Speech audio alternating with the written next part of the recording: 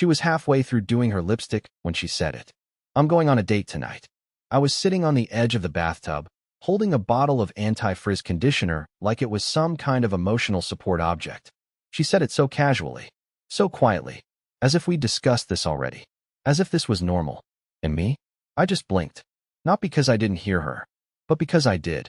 She puckered at the mirror, smudged the edges with her finger, and tilted her head to admire the curve of her makeup. I swear I watched her fall in love with herself for 10 full seconds. Like she was on the cover of some magazine titled, Wives Who Don't Ask, They Just Go. I was still in yesterday's shirt. Wrinkled. Sleeves stained with coffee I spilled when I tripped over her yoga mat. The same mat she said she was going to move. 2 weeks ago. You're what? I asked. My voice cracked. Pathetic.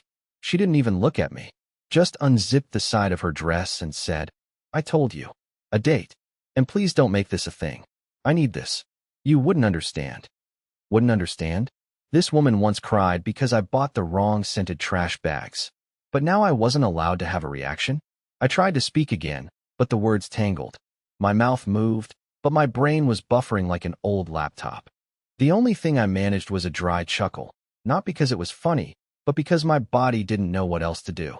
And then, just to be sure I was thoroughly destroyed, she added, You should probably use this time to reflect on what you've become. It's not attractive. Not attractive. Not even angry. Just bored with me. That's what this was. She was bored. She stepped past me, heels clicking like a metronome counting down the end of whatever dignity I had left. And before she walked out the door, she paused, reached into her purse, and tossed me something. Her wedding ring. She didn't say a word. Didn't look back. And all I could do was stare at it in my palm, still warm. The ring sat in my palm longer than it should have. I kept expecting it to burn me, or at least feel heavier, like it understood what it had just been used for. Instead, it was light, almost insulting in how ordinary it felt. I turned it over once, twice, then set it on the bathroom counter beside her lipstick, careful not to knock it over. I didn't want to make noise. I didn't want the house to think something important had happened. I sat there for a while after the door closed. No dramatic collapse. No shouting into pillows. Just me on cold tile, listening to the faint hum of the vent fan and wondering how someone could leave so cleanly while I felt like a mess someone forgot to mop up. My phone buzzed. Not from her. From the shared calendar reminder. Dinner. Something simple. She had created that reminder weeks ago. I stared at it until the screen dimmed. Then I did something that surprised even me. I cooked. Not for her. Not for comfort. I cooked because it was scheduled. Because the calendar said so. Because if I didn't follow at least one plan, I felt like I might float apart. I made pasta, the kind she liked with too much garlic. I plated it neatly, even sprinkled the fake Parmesan she hated, but used anyway. Then I sat at the table alone and ate slowly, like this was just another Thursday. Halfway through, my phone buzzed again. A message from her, finally. Please don't be dramatic. We'll talk later. Later. That word again. Always later with her. Later never came for the things that mattered. I didn't reply. Instead, I opened our shared cloud drive. I don't know why I did it at first. Maybe muscle memory. Maybe instinct. The folders were all there. Taxes, utilities, vacation ideas that never happened. And then I saw it. A folder I didn't recognize. Not hidden. Just ignored. Her name. And another one. I won't write his name. Not because I'm protecting him, but because saying it makes my chest feel tight, like I swallowed something sharp. Inside were screenshots. Messages. Photos that weren't explicit enough to be flagged, but intimate enough to make my ears ring. Coffee cups across tables. Reflections in windows. A hand that wasn't mine resting where mine used to be. This wasn't new. This wasn't impulsive. This was organized. My hand started shaking then. Not with rage. With humiliation. The kind that makes you feel small, like you've been performing in a play where everyone else got the script but you. I closed the laptop carefully, wiped the table, and put my plate in the sink. I even rinsed it. Then I picked up the ring. I didn't throw it away. I didn't hide it. I didn't put it back where it belonged. I placed it somewhere she would absolutely see the moment she walked in. Somewhere deliberate. Somewhere quiet. After that, I packed a single bag. Just enough to make a point, not enough to make a scene. I left the lights on. I left the thermostat where she liked it. I even left a note. Not angry, not pleading. Just one sentence. And when I closed the door behind me, I didn't feel strong. I felt hollow. I drove with no real destination. No dramatic movie score in the background. Just the steady hum of tires and that strange numbness that comes when your body's moving but your mind's nowhere near it. I didn't cry. I didn't scream. I didn't even think. It was like I had become an observer in my own life, watching some other version of me follow through with motions I barely felt anymore. I ended up at a rundown roadside motel 20 minutes outside of town. The kind of place where the carpets are stiff and the vending machine is always half broken. I checked in under my middle name and paid in cash. I didn't want a paper trail, not because I was hiding, but because I knew she'd start to panic once the silence settled in. And that's exactly what happened. It started around 10:34 p.m. My phone lit up from where I'd tossed it on the scratchy motel comforter. Her name. For messages. No preview. Just the number. Then two more. Then a missed call. I didn't touch it. At 11:06 p.m., she tried again. Can we please talk? Michael. Please. I stared at the screen, waiting to feel something. Anger. Satisfaction. Vindication. But all I felt was the sting of knowing she had expected me to sit at home and wait. Maybe even apologize. Maybe grovel. I turned the phone off and left it on the table. It wasn't just that she had gone on a date. It was the way she announced it. Like it was a favor. Like I should thank her for giving me time to process my behavior. I started thinking back to all the small things, quiet revisions to our routines. Her turning her phone over on the table. Her going outside to take calls. Her coming home with perfume that wasn't hers and saying it was from the office samples. God, I wanted to punch something, but even my rage felt secondhand now. At 1:19 a.m., I turned my phone back on. 13 messages. 5 missed calls. 1 voicemail. I listened to it, lying on my side in the dark with the hum of a cheap mini fridge in the background. Her voice was trembling. Not crying. Not yet. But frantic. Trying not to sound guilty, but unraveling anyway. I don't know where you are, but this isn't funny. I need you to pick up. I don't feel safe. Please just let me know you're okay. This isn't like you. Exactly.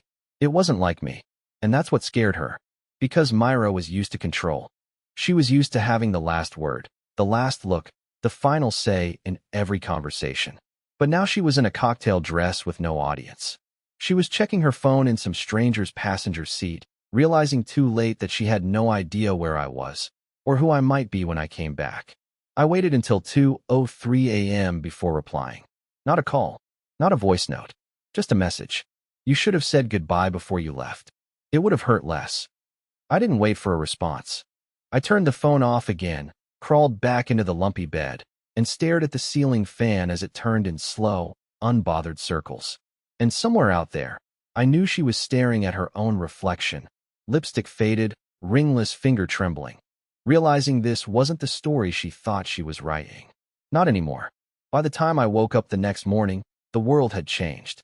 Not physically, obviously. The ceiling fan still spun like it had a hangover, and the cheap motel coffee still tasted like burnt cardboard, but I was different. There was a calmness inside me now, almost eerie, like the part of me that used to beg for her love had finally packed up and left. I turned my phone back on. 37 missed messages. 9 missed calls. For voicemails. She had spiraled overnight, just like I knew she would. But it wasn't guilt that was fueling her. It was panic. The kind of panic that sets in when a manipulator realizes their toy isn't where they left it. I scrolled through the messages. Michael, what is this? Where are you? Can you stop being immature? We need to talk. Please. You're scaring me. You can't just disappear like this. Fine. If you want to act like a child, go ahead. Then silence. For hours. At 11:18 a.m., one final text came in. I'm coming home. We're talking about this now. But I wasn't there. And when she opened that front door expecting me to be pacing, maybe sulking, maybe still half crying on the couch, she found nothing. No bag. No car. No Michael. Just the silence of the house she'd gutted of trust. And one small item sitting where she couldn't miss it, my toothbrush, broken in half, balanced neatly on her pillow. I pictured her standing in the doorway, looking around, confused, then angry, then scared. Not because she missed me. No, Myra didn't feel lost like normal people, but because the script was off. She was supposed to leave me, not the other way around. She wanted drama she could control, an argument she could win. But what she got instead was a blank page. She started calling mutual friends. I know because one of them, Ethan, texted me. Dude, she's blowing up my phone. What happened? I didn't reply, because by that point, I was already 2 hours away, parked at a scenic overlook we used to visit when things were good. Back when she used to kiss me without thinking, and I used to believe it meant something. I watched the hills fade into winter gray and thought about all the lies I must have believed to end up here. Then my phone rang again, a number I didn't recognize. I let it go to voicemail. When I played it, her voice was calm again, fake calm, like someone rehearsing lines they didn't believe in. Hey, look, I know things got messy. I just want to talk. You don't need to run. I'm not the enemy here. Can we please meet? There's more you don't know. It wasn't what you think. There it was. The beginning of her rewrite. Now she wanted to talk. She wanted to be heard. After years of ignoring everything I said, she suddenly needed to explain something. But I wasn't buying it. Because that cloud folder I found, it wasn't just messages. It had video. One shaky clip. One moment captured by accident. And that moment, it changed everything I thought I knew about what she was really capable of. It took me a long time to open that video. I had seen the folder. I had seen the name of the file. Just a date, no context. But something inside me resisted pressing play. Like a part of me already knew what was in it. And once I saw it, I'd never be able to go back. But I did. I sat on that old wooden bench overlooking the foggy hills, plugged in my earbuds like I was about to watch a movie, and pressed play. The video wasn't long. Maybe 30 seconds. It was shaky, like someone bumped their phone camera on by mistake. There was a bit of muffled laughter. Then a voice. His voice. I'd never heard it before, but the way he said her name made my stomach drop. It wasn't just casual. It was familiar. He called her baby. And then she appeared in frame. It was her. Myra. In that same black dress she wore the night she told me she was going on a date. She didn't look drunk. She didn't look unsure. She looked alive. Beaming.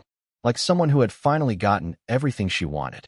She leaned in, kissed him, then whispered something right into the camera mic. He has no clue. Poor thing thinks I'm just tired of work. The video ended. No dramatic ending. No reveal. Just that. A stolen moment. A confirmation. And the death of my last thread of doubt. It wasn't a mistake. It wasn't emotional confusion. It was premeditated. I stared at my reflection in the phone's dark screen for a while, seeing someone I barely recognized. Hollow eyes. Pale face. The man who once planned anniversary dinners and surprise weekends away. The man she once said felt like home. He was gone. By the time I left that overlook, I knew what I needed to do. Not revenge. Not some public humiliation. Just clarity. Finality. The one thing she never gave me, and the only thing she was never ready to receive. At 4:03 p.m. I texted her. I saw the video. There was no typing indicator at first. For 3 full minutes, nothing. Then suddenly, what video? I didn't answer. 5 minutes later, Michael, what video are you talking about? Then rapid fire. What the hell are you even doing? Where are you? Why are you acting like this? If this is about the other night, I can explain.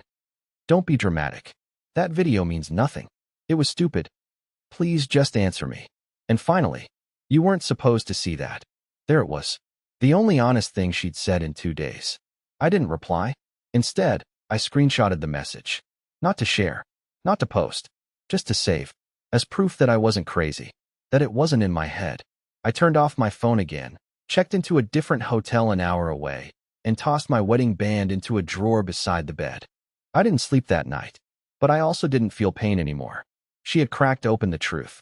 Now she'd have to sit in the silence she created. But in the morning, something happened I didn't expect. She showed up in person. It was barely past 9 a.m. when I heard the knock. I hadn't told a soul where I was staying. Not friends, not family, definitely not her. But when I peeked through the grimy peephole of that cheap hotel door, there she was. Myra. Arms crossed, sunglasses on, standing like she was still the one holding all the cards. I didn't open the door right away. I just watched her. She shifted her weight, checked her phone, sighed dramatically. She didn't look wrecked. Not yet. She looked annoyed, like I was the one making things difficult. Like this whole thing was just an overreaction. She knocked again. I opened the door. The look on her face when she saw me wasn't sadness. It was relief. The kind that made me sick to my stomach. Like she had expected me to vanish into the woods or crash my car into a tree. and now that I hadn't, she could resume the narrative. She could patch things up with a few hollow apologies, maybe some tears, and by tomorrow morning be back to uploading cute couple pics like none of this ever happened. She stepped forward. I didn't move. "Can we talk?" she said, her voice soft, rehearsed. I didn't answer.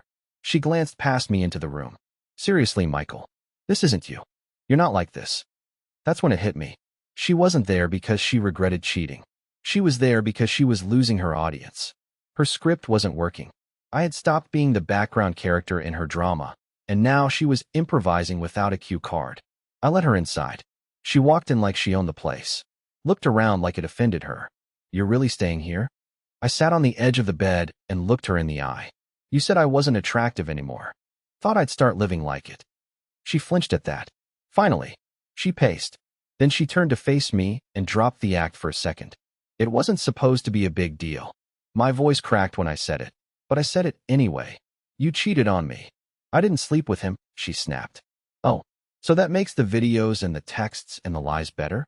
I'm supposed to thank you for the emotional fidelity?" She rolled her eyes. "Don't be dramatic." There it was again. That word. Dramatic. As if bleeding quietly was too inconvenient for her schedule. Then she switched tactics.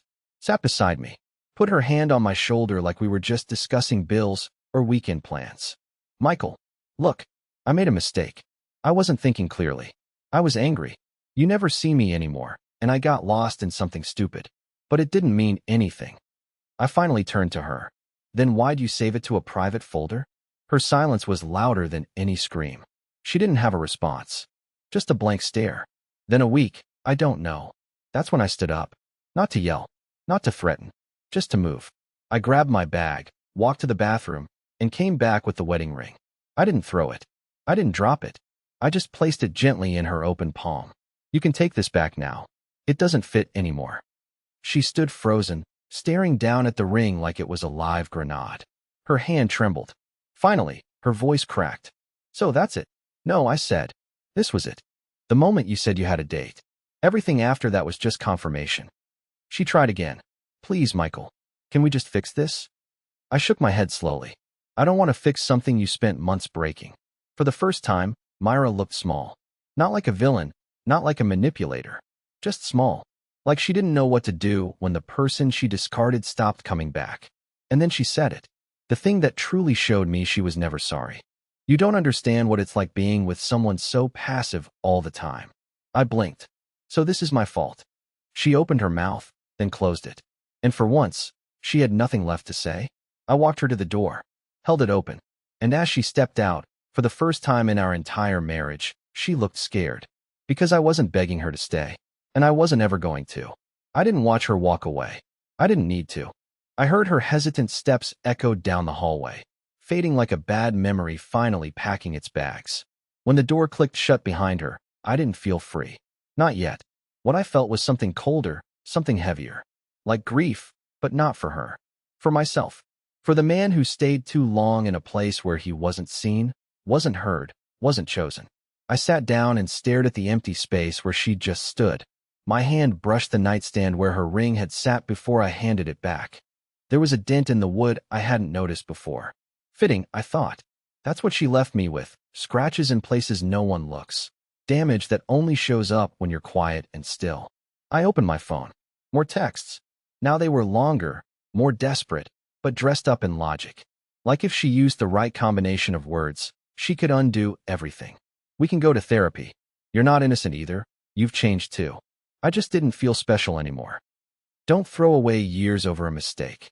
There was one that made me laugh, a sad kind of laugh. "You know I never stopped loving you, right?" I didn't respond to any of them. Instead, I opened the Notes app and started writing something I never thought I'd write. Closure. Not for her. For me. I wrote every lie I'd ignored. Every moment I bit my tongue instead of defending myself. Every night she came home late and made me feel needy for wondering where she was. I wrote it all, not to publish it, not to send it, just to let it live somewhere other than my chest. By the time I finished, the sun had shifted, and the cheap curtains glowed with that dusty late afternoon light that always made me feel like a kid again, before love became something you had to constantly earn. Then my phone buzzed again. Not her this time. It was Ethan. "I think you should see this. Just check her socials." I hadn't thought to look. Honestly, I hadn't cared. But curiosity is a strange thing. It knocks even when you've locked every door. I pulled up her page, and there it was. A photo. A blurry, poorly lit picture of a wine glass and a shadowy corner of a restaurant table. The caption read, "Some things are worth fighting for, broken heart." The comments were full of sympathy. People who didn't know the truth. Who only saw a woman hurting, not the one who'd caused the fracture. "Stay strong," they said. "He'll come around. Love is messy but real." One comment stood out. From a woman I didn't recognize. "He was never good enough for you anyway." I stared at it for a long time. Then I finally posted my first public comment in years. Just one sentence. "He was good enough." Until she decided someone else was more exciting. No swearing. No exposure. No details. Just the truth. Quiet. Precise. And final. Within 5 minutes, the post was gone. She deleted it. That's when I knew it was over. Not because she'd given up, but because I had stopped feeding the illusion. She wasn't heartbroken. She was embarrassed. Her narrative had holes she couldn't plug anymore. And I was no longer the man who stayed quiet to keep the peace. That version of me was dead. And in his place stood someone she never expected. A man who no longer needed her permission to walk away. The next morning, I checked out of the hotel without saying a word to anyone. I left the key on the counter, walked past the cracked vending machine, and stepped outside into a crisp, cold sunrise that didn't feel like punishment anymore. For the first time in years, I didn't have to check my phone, didn't have to measure my steps by someone else's silence, didn't have to tiptoe around moods I never caused. I got in the car and just drove. No destination. No need for one. I stopped when I saw a small diner off the highway. A place with foggy windows and chipped booths, the kind of spot where no one knows your name and no one cares. I sat in the corner, ordered burnt coffee and eggs I didn't really want, and just watched the morning happen around me. Across from me was an older couple. They didn't say much, just passed the sugar back and forth, held hands without looking at each other. It wasn't flashy. It wasn't romantic in the movie sense. But it was real. Solid. I didn't envy them. I just quietly promised myself that the next time I gave my heart away, it would be to someone who actually wanted to hold it. I spent the next few weeks clearing out what was left of our shared life. I moved out of the house, sold off the furniture she picked, but never really cared for. I found a small apartment downtown with ugly beige carpet and a strange leak near the kitchen light. And I loved it, because it was mine. Every dent, every creak, every squeaky drawer, mine. One day, I got a letter. A real one. Handwritten. From her. No return address.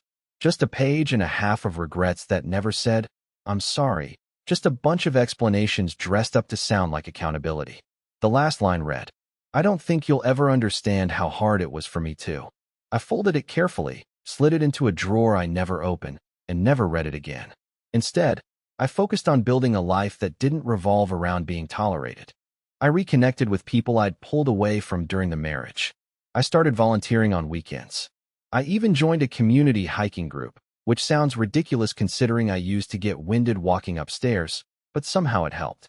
I breathed more, laughed more, slept without bracing for impact. And then one day, months later, at a small local bookstore, I met someone. Not in some grand, movie scene way. She was in the checkout line ahead of me, arguing with the cashier about whether a poetry book was mispriced. She had no makeup, frizzy hair, and a bag full of used paperbacks. But she smiled at me like I wasn't invisible. We talked. Slowly. Carefully. Like two people who knew what it felt like to be broken but weren't afraid to try again. We're not rushing anything. We're not pretending we're fine all the time. But she listens when I speak. And when I told her my story, not all of it, just enough, she didn't flinch. She said, "That wasn't love. But this might be. I don't know what comes next. But I do know this. Myra taught me how it feels to be discarded. But life taught me how it feels to matter again. And I'm never going back to who I was before she left. Because I like this version of me. The one who walked away. The one who healed. The one who gets to start over. Louder, stronger, and finally, free."